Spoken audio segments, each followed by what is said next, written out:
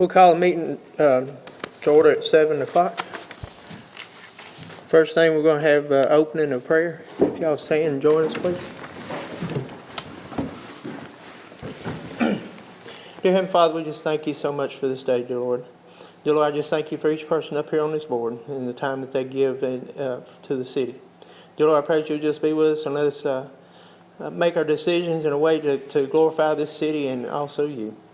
Dear Lord, just be with us, protect us, and guide us in all that we do. In your precious holy name I pray. Amen. Amen.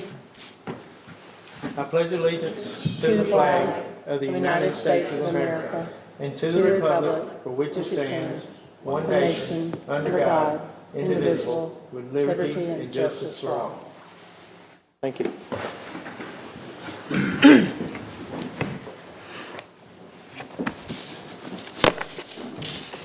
Next thing will be approval of the minutes from our February 3rd, 2014 meeting.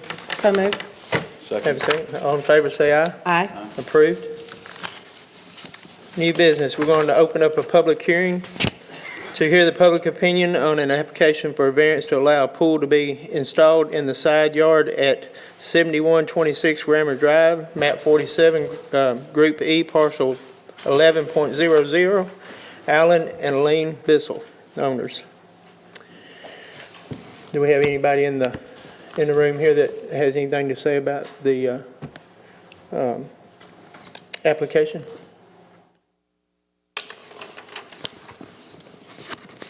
All right, if not, we'll move to the next one. Application for a variance to allow a pool to be installed. We Need to close that one, I'm sorry. We'll close the public hearing on the variance for the pool.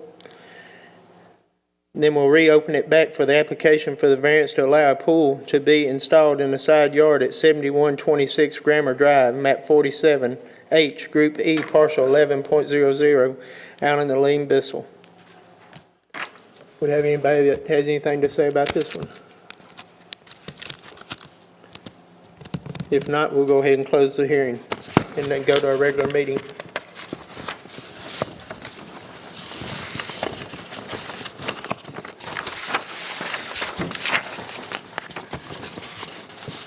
First on the agenda is here for public opinion. Well, it's the same thing. I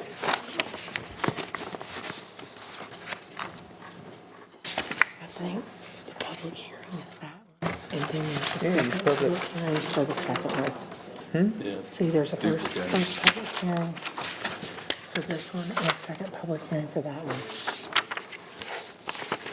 So you just did both public hearings together. We just done both of them. Yeah. So now we just go to regular. Bear with me here a minute, folks. First thing on agenda for the new business is variance to allow a pool to be installed in the side yard at 7126 Grammar Drive, map 47, Group E, parcel 11, Alan and Aline Bissell. Mr. Bissell? Yeah. Bissell, excuse me.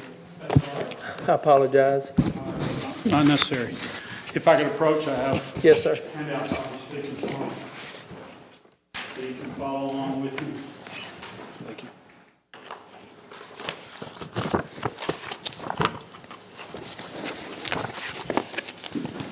Do we need a motion first, though, before we discuss Motion for. one way or another? Usually he has us do a motion first, to approve or not approve or whatever, like remove or whatever before we discuss it. Okay. All right, go ahead, sir. Thank y'all for hearing my request for variances. I have two before you, but the way it was announced, I'm just going to cover the pool first, and then I'll come back to the other one when you want to talk about that. The first page that I have given you is an aerial view of my property. We purchased the property house used, and so we did not have any input as to where they put it on the lot. But as you can see, my house is pushed way back on my lot, and if you're familiar with my street, you're probably familiar with my house. The pool is earmarked in blue where we intend to put the pool. The Reddish brown is a 6-foot privacy fence, and Mr. Bledsoe has already come out and done the inspection for the barrier and has passed it. The Little Red building is a tool shed that I have that I put in 16 years ago when we moved in. I could have moved it and pushed the pool back, but if I did, all of my neighbors' trees, there would have been no sun for the pool, so it didn't make any difference to move it back. And the white building with the 2 black spotches on it is our sunroom. And when we added the sunroom 3 or 4 years ago, that was the only logical place to come off of it, because that's where the back door was and where the back of our house is. The reason for the variation request is that there's insufficient room, obviously, for me to put the pool in the back. The power source that I'll use for the pump for the pool is located near the HVAC unit, which you can't really tell here, but it's actually between the pool, it's attached to the house, obviously, between the pool and the front section of the fence. The pool will be completely obstructed from view. My house is at a slope, and we're going to go into the slope and build it to where the pool will be level, obviously, and you won't be able to see the pool because of the 6-foot fence. And like I said, there was no other place to put it. It was open to the sun. And then the next one, it gives you a more detailed drawing of how it will be situated. Eventually, we will have a deck, but like all things in good times, I got to wait until I can afford that after buying the pool. So that's basically what I'd like to do. My immediate neighbors, I asked, and they have no objection. I don't guess that none of them showed up, so I told them they could come if they wanted to fuss about it. A couple of them are looking forward to it. They have small children, and they're looking forward to us getting the pool open. Anyway, are there any questions from you guys about it? I have 2. The deck that you're talking about putting in later, if you have a 6-foot fence, what's the height of the deck going to be? Well, the deck won't be on that side. It'll be only on the high side between the storage building and the pool. It'll only be really a half deck, more of a platform than a deck.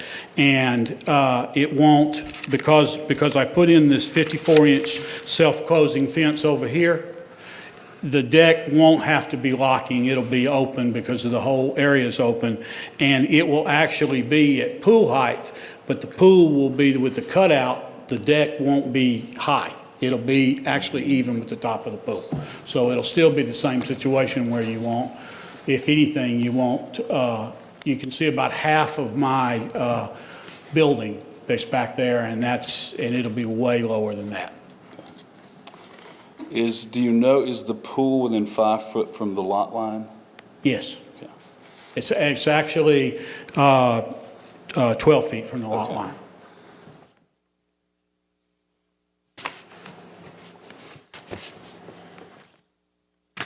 Have any more questions?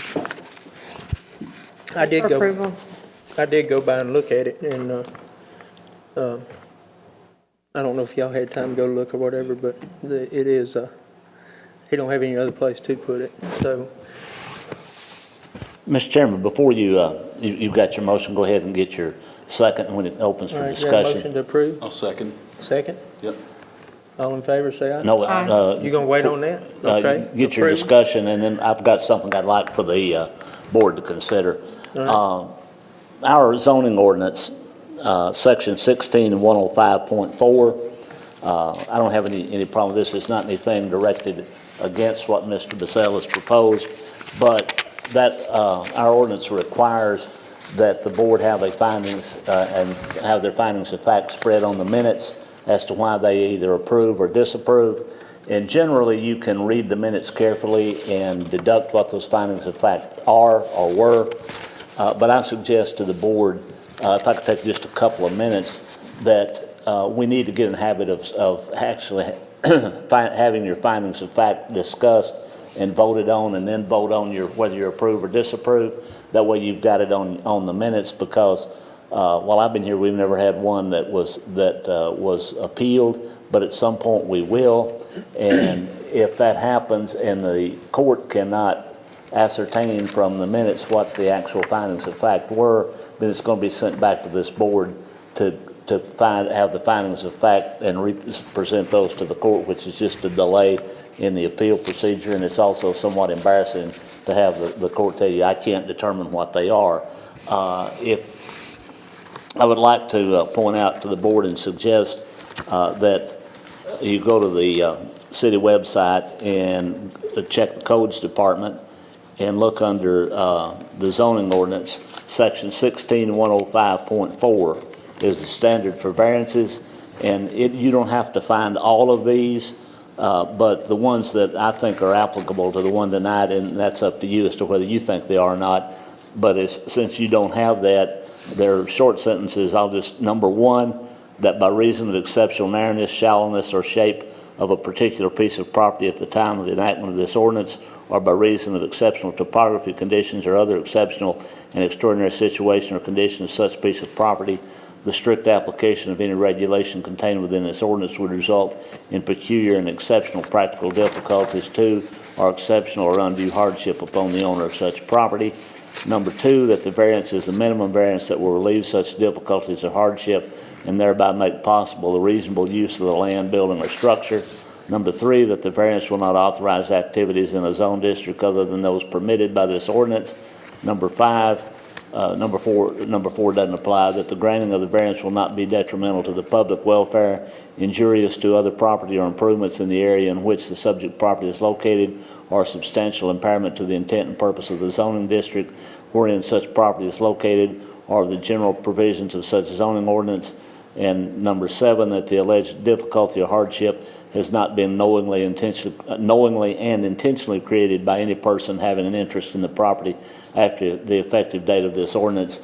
And correct me if I'm wrong, Mr. Bissell, but I think he said the house was already built when he bought it, so he didn't create the situation.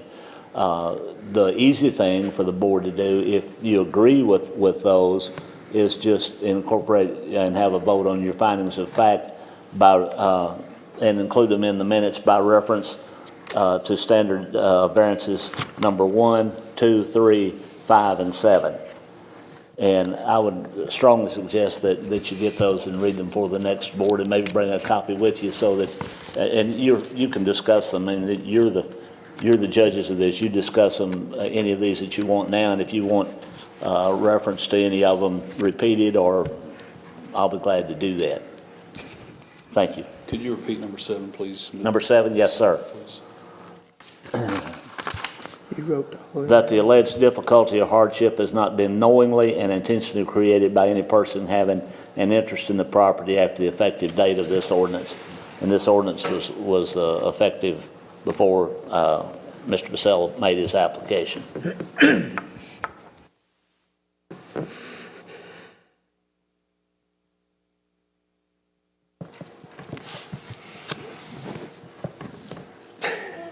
What are you smiling at me for?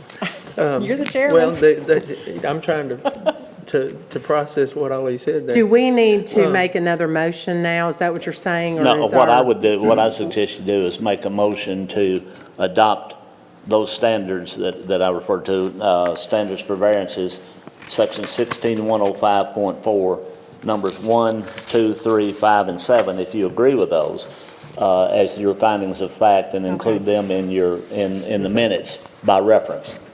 All right. And then you make another motion after you deal with that as to whether you approve or disapprove. Because clearly the shape of the property There's is no other way. dictating where you're going to Right. have to put this. And I understand that too, as well as he's not intentionally creating this. It's already been So a lot of created. these things actually do apply to what we're talking about here. Right. Do I have a motion to take the ordinance 16105.4 with the 1, 2, 3, 5, and 7? Account for this. Motion approved. Second? Second. All in favor, say aye. Aye. Okay. Now, do we have we done had a motion and a second to approve the variance? All in favor, say aye. Aye. All opposed? Approved. Thank you for allowing me to do that. at some point in time, that's going to be very important, as long as there's no appeals. But it's just an embarrassment to the city to have it come back and say, we couldn't ascertain what was there. So you guys have another hearing and tell me what your findings of fact were. Thanks for pointing that out. Next thing on the agenda is application for variance to allow, oh, excuse me, wrong one. Yeah,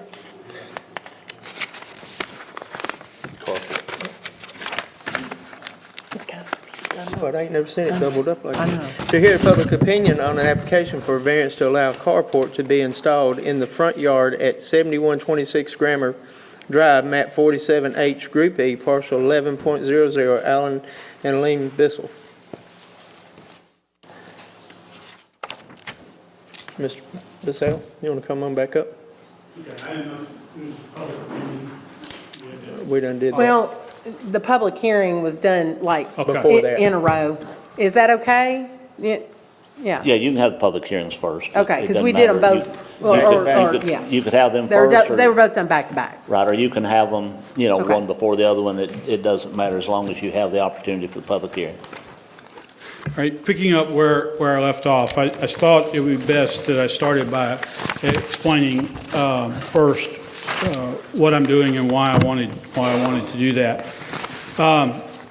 And I'm looking for a temporary solution. By temporary, I'm talking 2 to 3 years, so some would consider that permanent. But in reality, I'm on a pay-as-I-go basis. I got to get the pool paid for before I move on to my carport.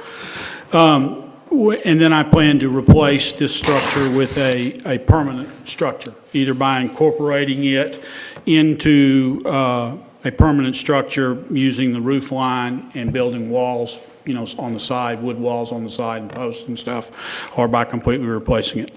There are no deed restrictions in my subdivision. I live in the older part of Fairview that would prohibit this. There's only the city ordinance having to do with the carport in the side and front yard.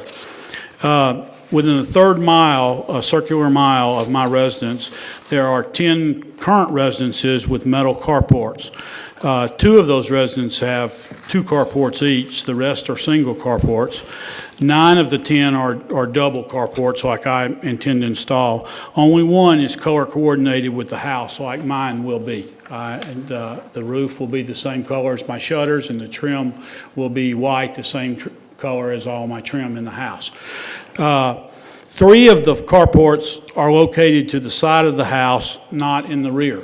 So I'm not asking for something that in my particular neighborhood has not already been done. Now, I didn't check into when they were done or anything, and I'm not asking the Board of Zoning Appeals to get involved with those folks. I'm not, you know, trying to do anything there. I'm just saying that mine's not the first. It's, and all of the carports, side or rear, are completely visible from the street, 100%. None of them will be partially obstructed like mine. Now, I'll give you I printed off a picture for you of the initial design of the carport. The architect, i.e. my wife Elaine, has not told me yet whether or not we're going to put the little part across the front. Right now, she wants it to be as simple as possible, so we're just going to use this box Eve style, and that'll be white, that'll be faced, but I may have to put that part across the front if the boss tells me that. But the part that I really want you to see is the last one, and I did a little photoshopping for you, and if you come straight up my driveway, you will be able to see the metal carport, and that's what it'll have underneath it is my boat and my truck. If you approach from the north, as you can see, the tree line, my gigantic Bradford pear, it blocks it. You really don't get to see that my truck and boat are there, and you can't see them. The same way, if you come from the south, you can barely see the end of my truck. So it's an obstructive view unless you're looking straight up the driveway. So For most of you that know me, know I'm real meticulous about my property and my neighborhood, and I wouldn't do anything that I thought was going to detract it from it. Again, I asked my neighbors, did they have any issues with it, and I don't see any of them here, so I'm assuming that they did not. And again, I know, again, it's, if you go back to the top view, you can see there's no real place for me to put it. That is where it'll back up to a 6-foot retaining wall that I built, that's brick all the way across, because that part of my yard is elevated. And we squared it off and leveled it out and elevated it. And I can't really, I would have to build a ramp to get up to it to push it back. And it would also take the place, I'm expecting my first grandchild next month, and it'll take the place that the mass designer tells me that the treehouse, i.e. swing set, is going. So I'm not authorized to take that spot.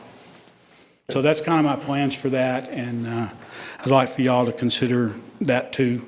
Partly under the topographical, because there's no way for me to do that without building a big ramp back there, and it would just completely destroy the rest of my backyard if I tried to put it behind the house. So one other question, is this one also 5 foot or more from the lot line? Yes. Okay. Because this last rendering you gave us on the front looks like it's on. Well, Clearly not the scale, I suppose. No. I'm just, you know how when you're trying to draw on that Williamson County GIS portal system, and it, you know, I'm not the best at it. I probably should have gotten Lisa to help me or something, but. That's what I was thinking. But, no, it's 5 feet. There's actually the retaining wall that I have there is an L, and my property line goes 5 feet from the retaining wall, and this will be inside the retaining wall with probably about a foot leverage.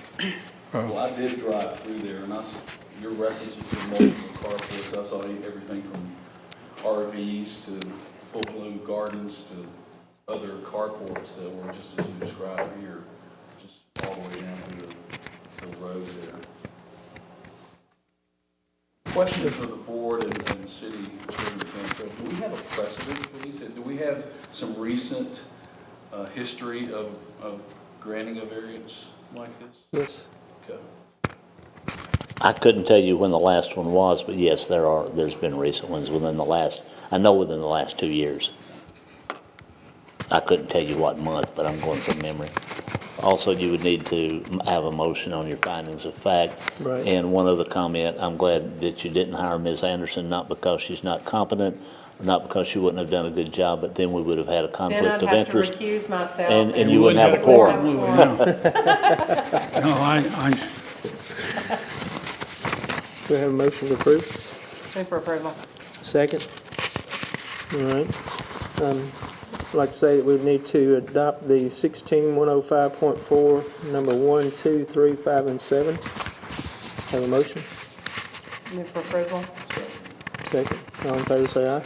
Aye. Approval on our application? All in favor, say aye. Aye. Approved. Thank you, Mr. Bissell. thank y'all, I appreciate your time. I have a general question just for the board and for the documents that we get for these. For example, and again, thank you, the city attorney Cantrell for bringing up the standards of variance. Is this would these items be substantive relative to these specific variances that we get? No, sir, that section will be relevant to anyone that you're going to be considering. And that's the reason I suggested that you go on to the website and get it and read it and be very familiar with it. If anyone, I'm sure everybody does, but if anyone has a problem with that, Mr. Bledsoe, or I'm sure Mr. Frank would be glad to get you a copy.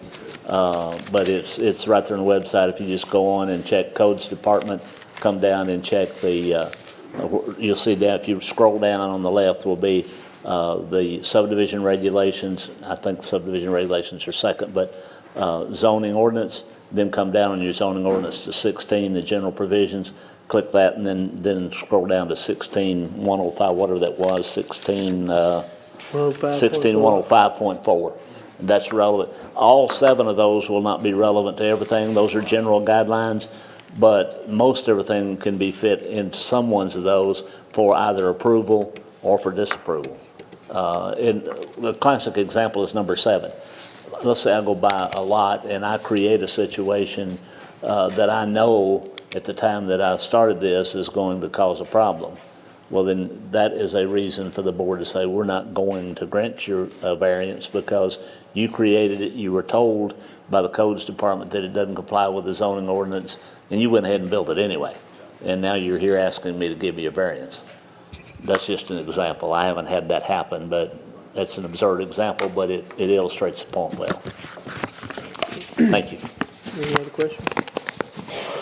Make a motion to adjourn. Have a second? All in favor, say aye. Aye. Adjourn. Thank y'all very much. See you next time.